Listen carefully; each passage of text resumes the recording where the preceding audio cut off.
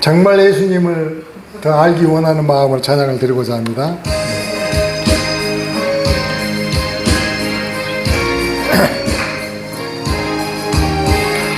예수 알기 원하네. 크고도 넓은 은혜와 대속해 주신 사랑을 간절히 알기 원하네. 내 평생의 소원, 내 평생의 소원, 대속해 주신 사랑을 간절히 알기 원하네.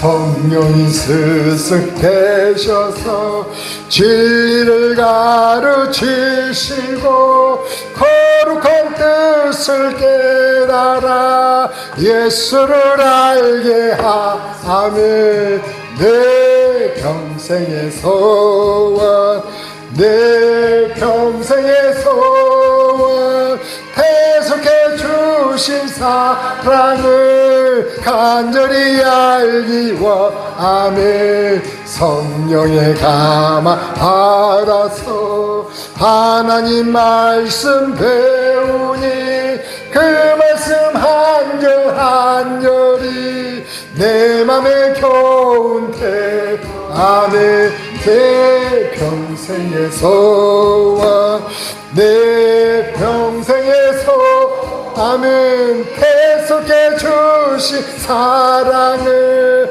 간절히 알기 원하네. 예수가 계신 보좌는 영광에 둘러 있도다. 평화의 왕이 오시니 그 나라 왕성 아멘 아멘.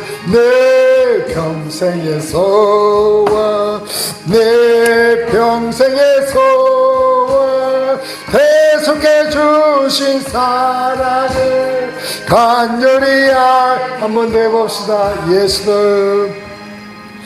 예수도 알기 원하네. 크고도 넓은 은혜와 대속해 주신 사랑을 간절히 알기 원하네. 내 평생의 소원, 내 평생의 소원, 대속해 주신 사랑을 간절히 알기 원하네. 성령이 스승 되셔서 진리를 가르치시고 거룩한 뜻을 깨달아 예수를 알게 아멘 아멘.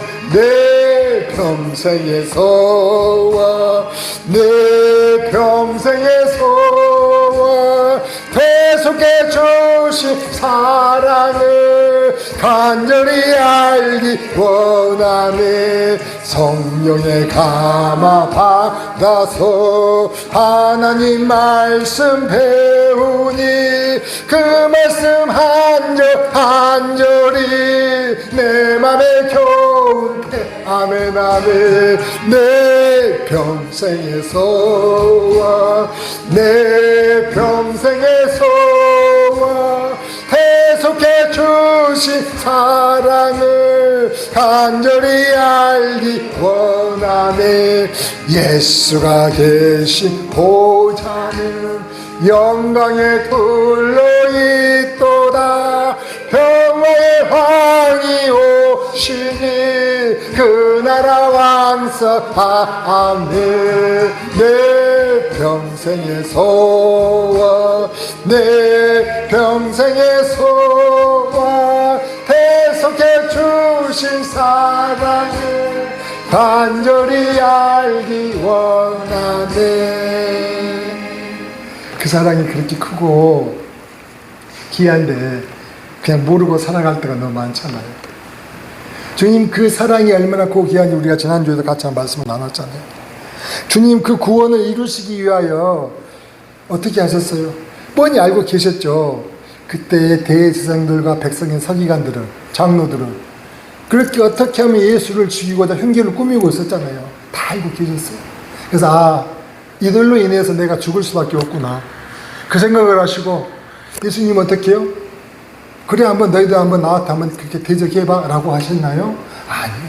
기도하러 올라가셨다 했죠. 어디로요? 겟셋마네 동산으로. 겟셋마네 동산으로 이제 내가 그 우리들의 죄를 대신해서 대속의 제물이 되어야지만이 오로지 이 백성들에게 구원을 줄 수 있기에 그 모든 것을 어떻게 해요? 다 이루시고자 겟세마네 동산에 가서 땀이 흐르는 핏방울처럼 흐르듯이 간절히 기도하셨잖아요. 간절히. 그뿐입니까? 그렇게 예수님은 하늘의 12군단 천군천사를 보내가지고 그렇게 예수님을 칼과 몽치와 그 도구를 가지고 잡으러 온 그 예수님을, 결박하러 온 예수님을 그냥 그들을 쓸어버릴 수 있으셨지만은 대항하지 않으셨어요. 심지어는 베드로가 그렇게 칼집에는 칼을 빼가지고 말고의 길을 떨어뜨릴 때에도 됐다, 놔두라, 이마저도 하지 말도록 또 당부하셔서, 그리고 심지어는 그 말고의 길을 갖다 떨어뜨린 길을 갖다가 붙여서 고쳐주시기까지 하셨어요. 그리고 그들 위하여 어떻게 순순히 대항하지 않으시고 반항하지 않으시고 따라가셨잖아요. 그러니까 그렇게 하시기까지 예수님은 그렇게 간절히 기도하시면서 어떤 기도를 하셨다고 했어요? 땀이 흐르는 핏방울처럼 기도하시면서 정말로 이 잔이 내게서 지나가기를 원한다면서 그렇게 아주 괴로운, 정말로 고통스러운 그 시간에, 기도의 시간을 가졌다고 했나요?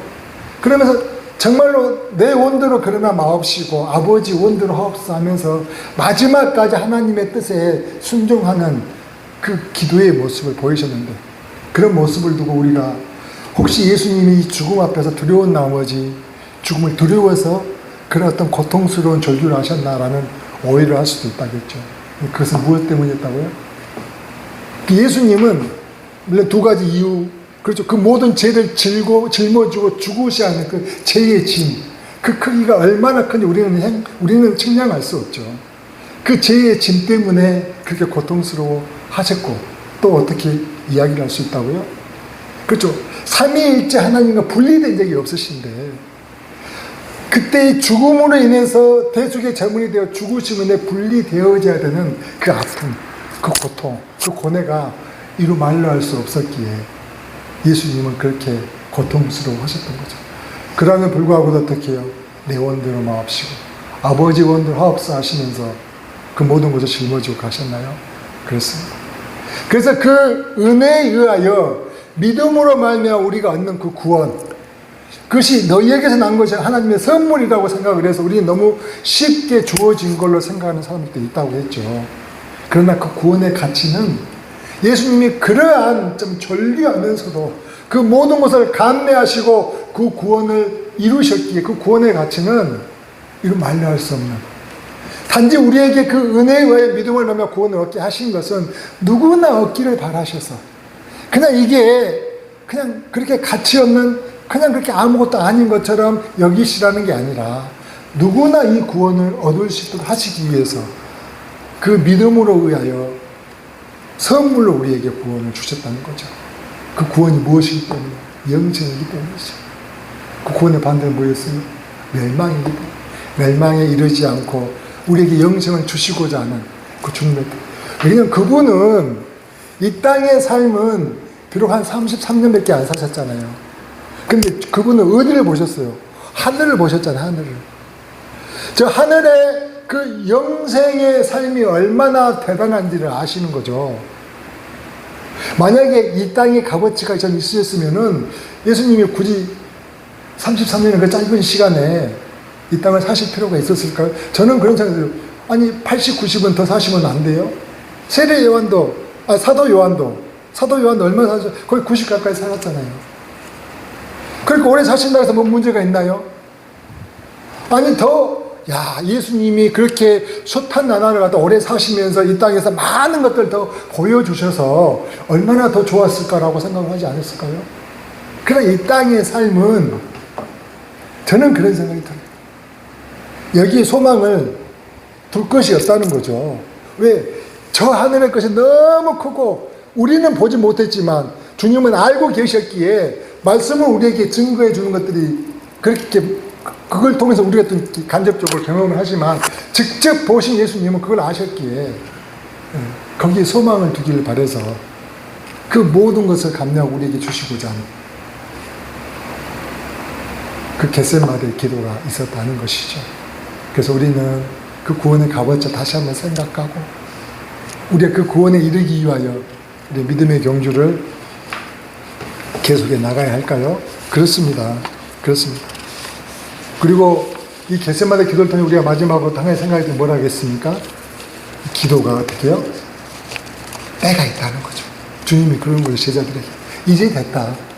이제는 기도할 때가 가서 쉬으라고 얘기를 해요. 우리는 기도할 때가 항상 있는 것처럼 오늘이 아니면 내일이 있겠고 내일이 지나면 모레가 있겠고라는 오늘 해가 뜨고 나면 또 내일도 뜨듯이 당연히 있는 것처럼 생각을 하면서 사는데 근데 구원의 때는 기도의 때는 부지불식간에 그렇게 끝나버릴 수도 있다는 것이죠.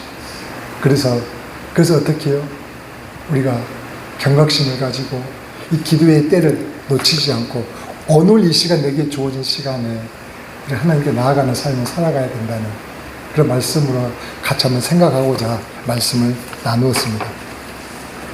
그렇게 사십시다.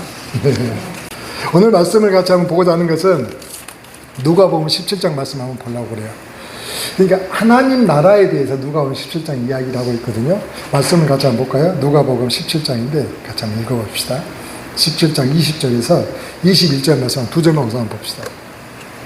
자, 보면은요, 바리새인들이 하나님의 나라가 어느 때 임하나이까 묻거늘 예수께서 대답하여 가라사대 하나님의 나라는 뭐라고요?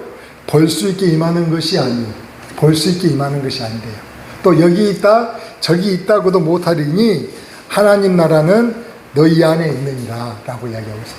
이 이야기를 좀 누구에게 했습니까? 누구에게 했어요? 바리새인들이죠.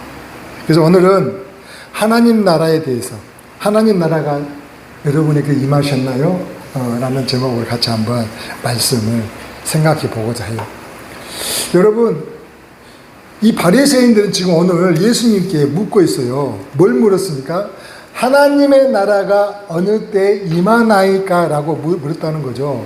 이렇게 물을 정도 되면은 상당히 이유가 있는 거죠. 그러니까 성경에 대해서 어느 정도 지식이 없고는 물을 수가 없는 거죠. 그렇지 않습니까? 이 바리새인들은 그때는 신약 성경이 나오기 전이니까 이 구약 성경에 대해서 말씀이 아주 잘 알고 있는 똑똑한 사람들도 많이 있었다는 거죠. 이 바리새인들은 그러니까 예수님에게 이렇게 묻는 거 보니까 이 구약 성경에 대해 어느 정도 알고 있는 사람으로 생각이 되어져요. 그래서 이 바리새인은 예수님께 묻는 거죠. 예수님, 즉 이분이 이게 예사롭지 않은 선지자라고 생각했던 거죠. 하나님의 아들이라고 생각하지 그렇게 생각하지 않았을까, 생각하지 못했을까 생각을 해요. 그래서 예사롭지 않은 선지자 이분은 아시지 않을까 싶어서 이렇게 물었던 거죠. 그러니까 이제 성경을 보면은 구약 성경에 다니엘서예요. 다니엘서 7장에 보면 이렇게 이야기를 해요. 내가 또 밤 한상 중에 보니 인자 같은 이가 하늘 구름을 타고 와서 인자 같은 이가 하늘 구름을 타고 와서 옛적부터 항상 계신 이에게 나아가 그 앞으로 인도되매 그에게 권세와 영광과 나라를 주고 또 모든 백성과 나라들과 다른 언어를 말하는 모든 자들이 누구를요? 그를 섬기게 하였으니 그의 권세는 소멸되지 않은 영원한 권세요 그의 나라는 멸망하지 아니할 것이라.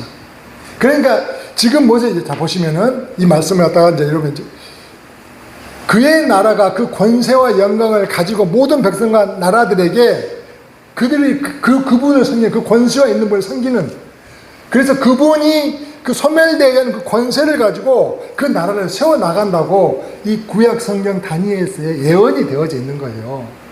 그래서 이걸 봤던 사람들 어떤 생각을 할까요? 그래, 하나님께서는 그렇게 권세 있는 사람을 통하여 이 나라 가운데 그 놀라운 이적으로서 그 권세를 가지고 멸망하지 않을 나라를 분명히 이 땅에 다시 세우지 않으실까? 그 생각을 하게 됩니다. 어느 정도 성경에 굉장히 밝은 사람인 거죠. 심지어 이사야 40장에도 그렇게 이야기해요. 보라, 주 여호와께서 장차 강한 자로 임하실 것이요. 어떤 자로? 강한 자로. 그리고 친히 그의 팔로 다스릴 것이라. 이러한 구약의 예언들을 보면서 하나님의 나라가 이 땅에 임하여지면 지금 이 로마로부터 계속 압제받고 있는 우리의 삶이 그 로마를 갖다가 어떻게요? 그 강한 권세와 능력으로 다 몰아내버리고 이 나라에 그리스도의 나라, 하나님 나라를 세워나가실 건데 언제 그런 일들이 벌어질까라는 늘 의구심에 있었던 사람들이었던 거죠. 이해가 되셔요? 그래서 묻는 거죠. 예수님, 하나님의 나라가 어느 때 임하겠습니까? 라고 묻는 거예요. 그들의 삶 가운데. 어느 때 임하겠습니까? 왜 그러냐면, 자, 보세요. 자, 소멸되지 않는 그 강력한 하나님의 나라가 그가 아무리 봐도 임하지 않는 것 같거든요. 뭘 보면 알 수 있나요? 지금도 어떻게 해요? 예루살렘에는 로마 총독 빌라도가 다스리고 있습니까? 당연히 그렇죠. 그래서 그 예루살렘에 로마 총독 빌라도가 다스리면서 이스라엘 사람들을 억압하고 있습니까? 그래요. 그뿐입니까? 성전은요, 헤롯이 장악하고 헤롯 성전으로 하고 있었습니다. 헤롯이 지어주고 있었습니까? 헤롯이 그 장악하면서 좌지우지하는 그런 암울한 상황임을 알고 있었던 거죠. 그래서 그들은요, 강력한 하나님 나라가 임해가지고 이 로마 제국을 뒤집어 엎어버려서 새롭게 하나님 나라가 세워지는 그 나라가 임할 텐데, 구약 성경에는 예언이 되어져 있는데 이거 언제 임하나요? 라고 궁금했다는 것이 이해가 되십니까? 그러니까 우리에게도 그런 생각이 되지 않아요? 우리도 예수를 믿잖아요. 예수를 믿고 다니면은 교회를 다닌다고 하는데 당연히 내가 별거 달라진 게 없어요. 늘상 여전히 몸은 아프고 또 삶은 그렇게 특별히 나아지지도 않았어요. 공색한 건 마찬가지고 또 얘들은요 좀 말을 안 듣습니까? 그런 삶이 변화가, 내가 그래도 예수를 믿었는데 조금 뭔가 달라져야 되지 않는가라는 그런 막연한 기대가 우리에게도 혹시 있었다면 역시 지금 현재 이 바리새인들도 동일한 생각을 가지고 하나님 나라에 대해서 궁금해하고 있었다는 것입니다. 근데 여러분 잘 한번 생각해 봅시다. 잘 한번. 이 전능의 이 하나님이 이 땅에 오셨을까요? 오셨어요. 어떻게요? 그렇게 놀랍게 막 땅이 갈라지고 뭐 하늘에서 뭐 이렇게 놀라웠던 건 이적들이 보여서 뭐 구름을 타고 이렇게 내려오신 것도 아니고 어떻게요? 마구간의 아기의 모습으로 오셨다는 거 아십니까? 마구간. 그 당시에 그 유명한 대제사장들, 서기관들, 바리새인들, 백성의 장로들, 수 없는 믿음의 사람들이 있었지만 그들에게 전혀 알리지 않아요. 누구에게? 동방의 박사들과 사람 취급도 받지 않는 들에서 양을 치는 목동들에게 알리시고 오셨다는 것을 기억하십니까? 놀랍지 않습니까? 왜 그랬다고 생각하세요? 왜 그렇다고 생각하세요? 그러니까 나사렛 작은 마을에 또 그리고 나서 그 이름 없는 몫으로 몇 년을 사셨어요? 30년을 사셨어요. 30년. 한번 생각을 해볼 일이죠. 놀라운 일 아닙니까? 그렇지만 그분에게는 그 가르침에는 권세가 있었습니까? 병을 고쳐주시고 또 제3과 죽은 자를 살리는 권능이 있었지만 그 놀라운 이적을 보이면서 내가 하늘에서 이렇게 내려온 사람이라면서 표적과 그 권능을 보이셨습니까? 안 그러셨어요. 전혀 그렇지 않으셨다는 거죠. 특별히 또 뭐예요? 그들이 그렇게 원했던 그 로마 정부를 갖다가 뒤집어 엎지도 않으셨다는 것이죠. 않으셨다는 것이죠. 그러니까 바리새인들은 물론 이 구약의 그 예언하는 그 이 예언의 말씀을 갖다가 다르게 생각했던 거죠. 다르게. 다른 것을 기대하고 있었기 때문에 정작 그 하나님의 나라가 그들 앞에 있었음에도 불구하고도 오셨음에도 불구하고도 알아보지 못했던 것이죠. 여러분, 우리에게 하신 말씀 아닙니까? 우리가 예수를 믿는데 제대로 믿어야 돼요. 제대로. 교회는 다니는데 다니는 것이 능사가 아니더라는 거죠. 다니는데 하나님의 나라가 우리에게도 임해야 된다는 거예요. 임해야 돼요. 정말입니다. 그러면 그 하나님 나라를 왜 이들은 못 봤을까? 그런데 생각하는 것이 그런 생각만, 놀라운 이적과 표적으로서 그런 하나님이 그 정도 메시아가 오시지 않았을까라는.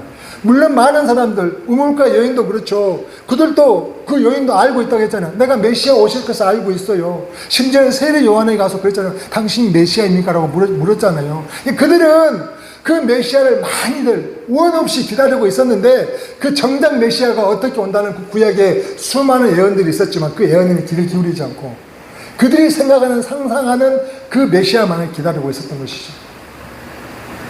근데 봐야 할 것을 보지 못하는 거죠. 근데 우리는 알아보고 계십니까? 우리 알아봐야 돼요. 알아봐야 돼요. 그러니까 주님은 하나님 나라는 어떻게 온다고 말씀하셨냐면은 이렇게 이야기했죠. 하나님 나라는 뭐라고 했습니까? 볼 수 있게 임하는 것이 아니라 그죠. 또 여기 있다 저기 있다고도 못한대요. 하나님 나라는 어디에 있다고요? 너희 안에 있느니라고 말씀을 하셨다는 거죠. 그러니까 상하고 꺼져가는 그 죄인들을, 그 심령이 아파하고 가난한 또 힘들어하는 그 죄인들, 그들을 짓밟거나 주님을 예민하지 않으시고 긍휼로서 사랑으로서 온유로서 심지어는 그 자신을 내어주기까지 희생적인 사랑으로 그들을 섬기시면서 그들을 돌봤습니까요? 그래요. 주님은요. 그러니까 하나님 나라가 너희 안에 있느니라, 너희 안에 있느니라. 이 말에는 우리가 좀 오해의 소지가 있습니다만은 그냥 그렇게 주님은 여기 있다 놀라운 이적을 보이면 나타난 게 아니라 그렇게 있다는 것이죠. 그리고서 마지막은 또 뭐라고 했습니까? 하나님 나라가 너희 안에 있느니라고 또 이야기를 했잖아요. 그럼 그 말씀은 뭔 말씀이냐? 지금 이 바리새인들이 지금 한 말씀이잖아요. 바리새인들에게. 그럼 바리새인들 그 마음 안에 있다는 얘기인가? 좀 오해의 소지가 좀 있다는 거죠. 근데 사실은 정확한 말의 의미를 본다면은 너희 가운데 있다는 거죠. 너희들 그렇게 구약을 갖다가 믿고 예배 드리는 그 너희 가운데 너희 손 닿는 것에 사실은 가까이 있다는 말씀인 것이죠.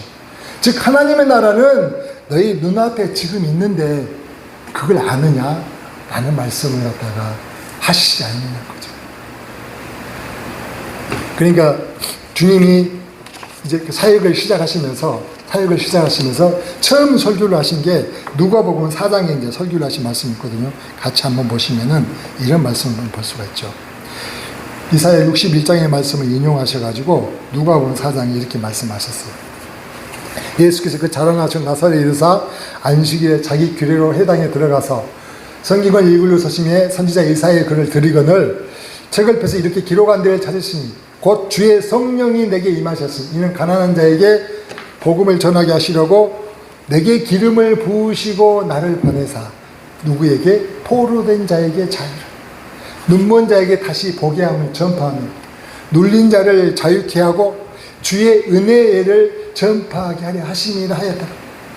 그리고 책을 덮어 그 맡은 자에게 주고 앉으시면서 주님이 하신 말씀은 뭐냐? 해당에 있는데 다 주목하여 봤던 거죠. 그 예수께서 이르시되 이 글이 오늘날 너희 귀에 응하였느니라. 앞으로 임할 것도 아니고 임했던 것도 아니고 이 글이 너희에게 지금 임해왔다는 이야기를 하는 거죠. 주님이 말씀하시는 거예요.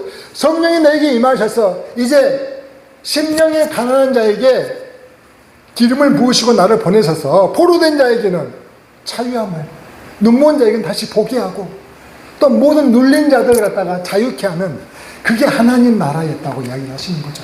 그 나라를 이제 너희가 맛보게 될 것이다. 맛보게 될 것이라고 이야기하는 것이죠. 그러니까 오늘 누가복음 17장에서 바리새인들에게 이야기하셨던 바로 그 하나님 나라가 너희 마음에 있다는 것은 뭐냐면 이미 이 하나님 나라가 너희 앞에 지금 주어져 있으니 그 하나님 나라를 만끽하라. 그런 말씀이 있다는 거죠. 그래서 우리는 그러면 우리 삶 가운데서 그 하나님 나라를 만끽하려면 어떻게 할까요? 어떻게 할까요? 저는 말씀을 많이 주셨다고 생각합니다. 우리가 이제 보는 말씀이죠. 마태복음 6장 9절 10절 주님이 가르쳐준 기도 이렇게 이야기했죠. 그러면 너희 이렇게 기도하라. 나라가 임하시오며 뜻이 하늘에서 이루어진 것 같이 땅에서도 이루어지라. 하나님 나라가 이루어지기를 기도하라고 하나님 주님이 가르쳐주셨어요. 우리도 똑같이 기도하는 하나님 나라가 내게 임하여지기를 원하나. 이제 그 나라가 내 안에서 그래서 어떻게 포로된 자가 자유함을 얻게 되고 내가 보지 못한 것들을 다시 보게 되는 눈을 열려주시고 내 마음에 눌린 것들이 자유하게 돼서 해방하는 느낌을 얻을 수 있도록 해방감을 얻을 수 있도록 도와주세요라고 기도하라는 거죠. 또 뭡니까? 누가복음 10장 13절 누구든지 누구든지 상관없죠. 누구든지 간에 주의 이름을 부르는 자는 구원을 얻습니까? 이건 놀라운 말씀 아닙니까? 놀라운 말씀 아닙니까? 심지어 사도행전 2장 21절에 누구든지 주의 이름을 부르는 자는 구원을 얻으리라. 구원을 얻으리라. 그래서 우리의 삶에는 그러한 하나님 나라가 내가 임하기를 소망하며 계속 입술로 내가 고백하고 그 나라의 임재를 경험해서 그래서 내 믿음이 점점 성숙해 나가는 그런 삶의 행진을 갖다가 우리가 믿는 생활 가운데 버리는 것이죠. 그냥 교회를 왔다 갔다 하는 게 아니라 정말로 이 말씀이 내 말씀, 내 삶에 놀라운 그 말씀대로 내가 이루어질 것을 믿고 고백하면서 그걸 경험하며 나가는 것이죠. 그랬을 때 내 앞에 나를 짓눌러 있던 그 모든 것들에 대해서 주님, 주의 이름을 부르는 자의 구원을 주십니까? 그래서 기도하는 거죠. 그래서 내 하나님 나라가 내게 임함으로 인하여 내가 자유함을 얻기를 소망합니다. 어렵지 않잖아요. 그걸로 인해서 내가 고민하고 나 이렇게 힘드냐? 왜 이렇게 스트레스가 쌓이지? 라고 할 것이 아니라 주님, 이 나라가 내게 임하여서 주님 말씀하신 대로 내가 주님의 그 뜻을 다시 보는 눈이 열리게 하여 주시고 내 마음이 포로되어져 있는 이 어둠의 영으로부터 내가 자유해지기를 원합니다. 주님 나를 고쳐주세요 하면서 주의 이름을 부르라는 거죠.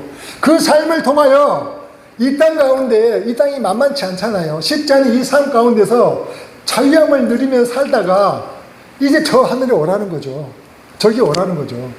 여기서 천년 왕국 이루는 게 아니고 저 하늘에서 놀라운 그리스도 더불어 왕으로 다스릴 놀라운 그 삶을 영입게 한다는 거죠.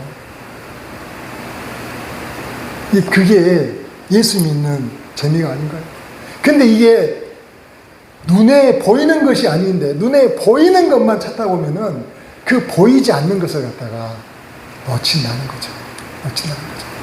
그래서 주님이요 똑같이 17장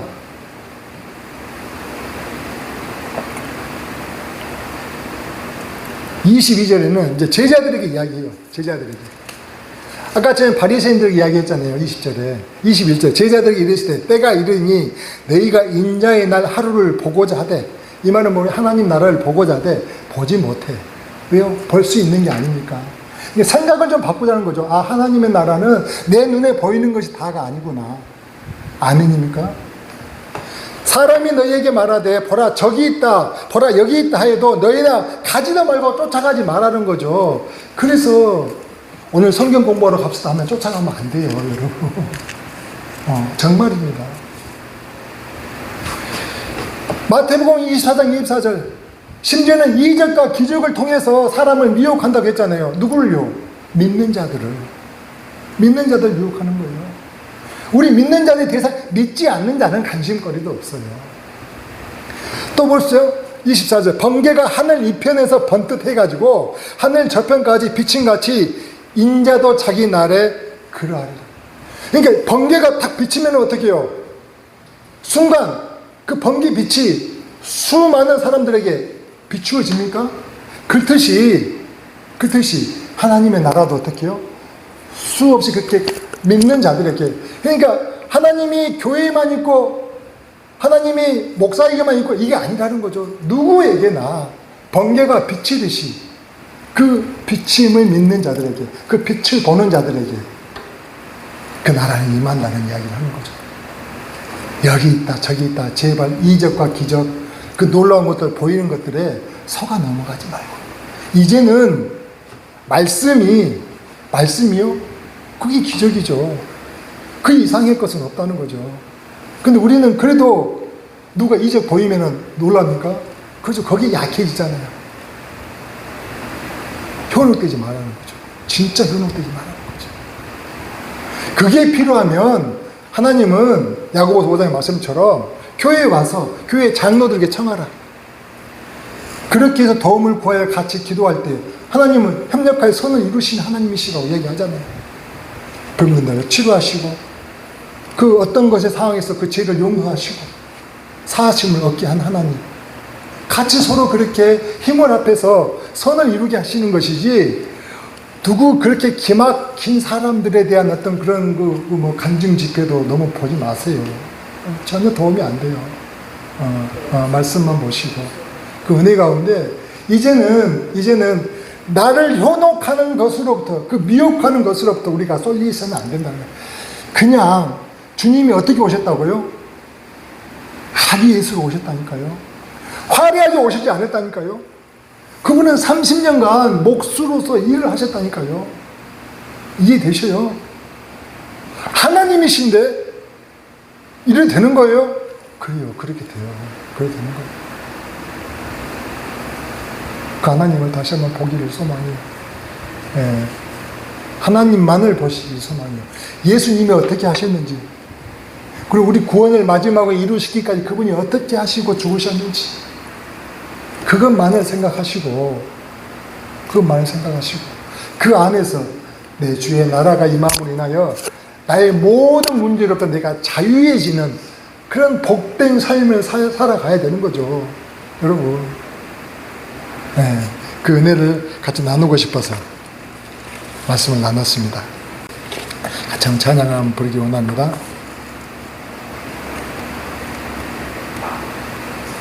그 지존하신 주님 앞에 같이 한번 나아가는 마음으로, 아이고,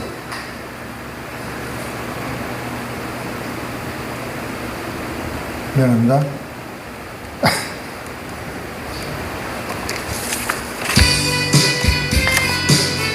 그 주제 앞에 나아가 간절히 엎드려 기도하며 주의 나라를 소망하며 기도하시도록 하십시다.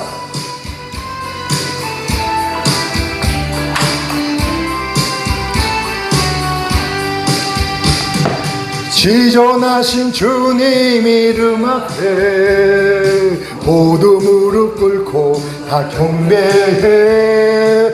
거룩하신 주님 보좌 앞에 엎드려 절하세. 아멘.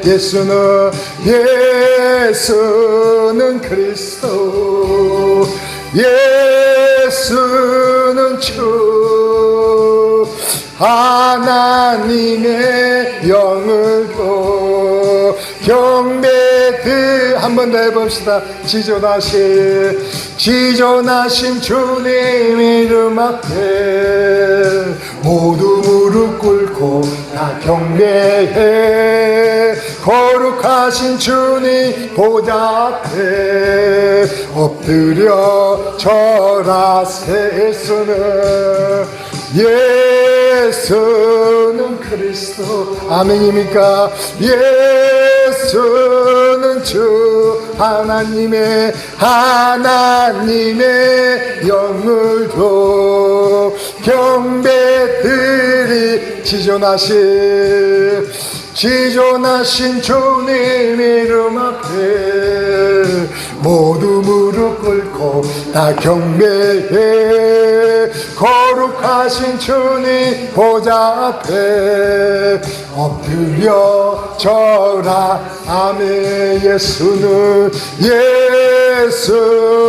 그리스도, 예수는 주 하나님의 영으로 경배드리리. 아멘. 경배드리리. 아멘. 그 주님 앞에 오늘도 같이 한번 경배드리는 시간 되기를 소망하며 함께만 한 가지 더 찬양을 드리고자 합니다. 대산을 넘어 홍곡이 가도 그들에게 어떤 영광이 있을까요? 하늘의 영광이, 내 하나님의 나라가 가득 차고 넘치기를 소망하며 같이 한번 찬양합시다. 대산을 넘어 홍곡에 가도 빛 가운데로 걸어가면 주께서 항상 지키시기로 약속한 말씀 변치 않네. 어디인가 하늘의 영광 나의 맘속에 차고도 넘쳐 할렐루야를 힘차게 불러 영원히 주를 찬양하리. 아멘. 여러분, 그 하늘의 영광이 우리 가운데 차고가 넘친다면 너무 정말로 감격스럽지 않습니까? 정말 이 찬양은요, 정말 대단한 찬양이에요. 어떻게 이런 고백을 할 수가 있었을까? 같이 한번 찬양합시다. 하늘의 영광 나의 맘속에 차고도 너 아멘. 할렐루야를 힘차게 불러 영원히 주를 찬양하네. 캄캄한 밤에 다닐지라도 주께서 나의 길 되시. 아멘이죠. 나에게 밝은 빛이 되시니 길 잃어버릴 염려. 아멘. 하늘의 영광 나의 맘속에 차고도 넘쳐. 할렐루야를 힘차게 불러 영원히 주를 찬양하리. 강명한 급이 마음에 받아 찬란한 천국 바라보고 할렐루야를 힘차게 불러 날마다 빛에 걸어가리. 아멘 아멘. 하늘의 영광 나의 맘속에 차고도 넘쳐. 할렐루야를 힘차게 불러 영원히 주를 강명한 급이 한번 더 해봅시다. 강명한 급이 마음에 받아 찬란한 천국 바라보고 할렐루야를 힘차게 부르디요 날마다 빛에 걸어가네. 주님 하늘의 영광 나의 맘속에 차고도 넘쳐. 할렐루야를 힘차게 불러 영원히 주를 찬양하리. 같이 한번 기도하기로 원해요. 내 하나님, 오늘도 우리에게 하늘의 영광을 차고도 넘치도록 부어주실 것을 믿습니다. 간절히 소망하며 주의 이름을 부르며 나아가십시다. 기도하도록 하겠습니다. 주께 가까이 같이 한번 찬양하고자 합니다.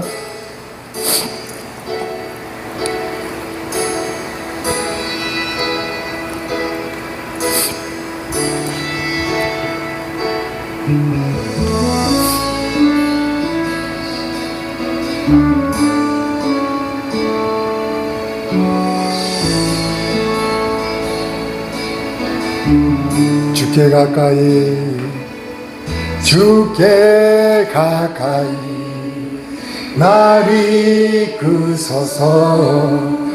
간절히 주님만을 원합니다. 채워주소서.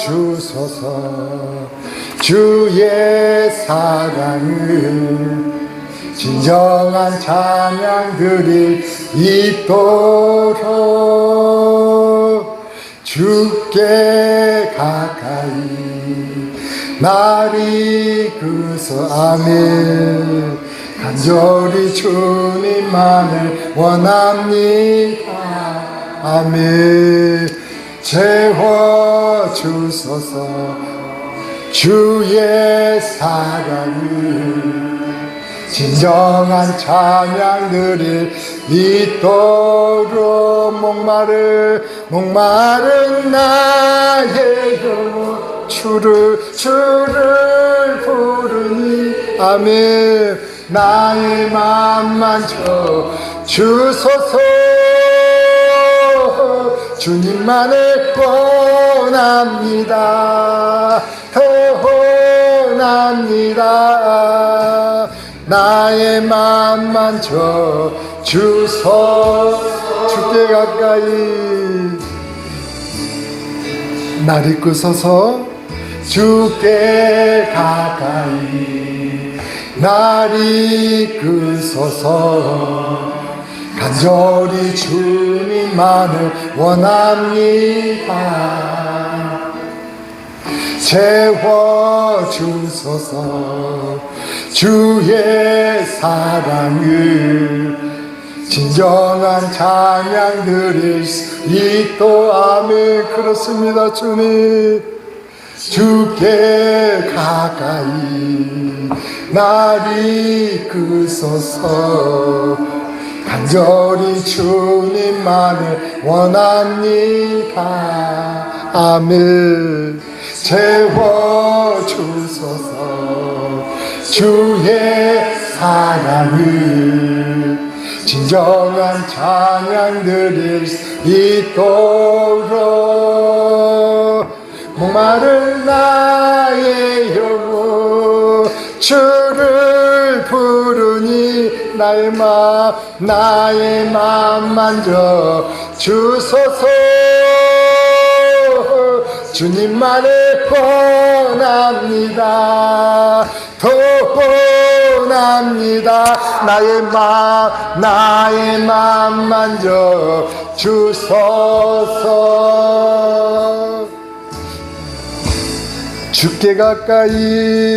주께 가까이 날 이끄소서 간절히 주님만을 원합니다. 아멘입니까?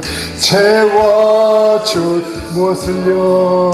주의 사랑을 진정한 찬양 드릴 있도록 목마른 나의 영혼 주를 부르니 나의 맘 만져 주소서 주님만을 원합니다. 더 원합니다. 나의 맘 만져 주소서. 아멘. 목마른 나의 영혼 주를 부르니 나의 맘 만져 주소서 주님만을 원합니다. 더 원합니다. 나의 맘 만져 주소서 주님만을 원합니다. 더 원합니다. 나의 맘 만져 주소서. 같이 한번 기도하기 원합니다.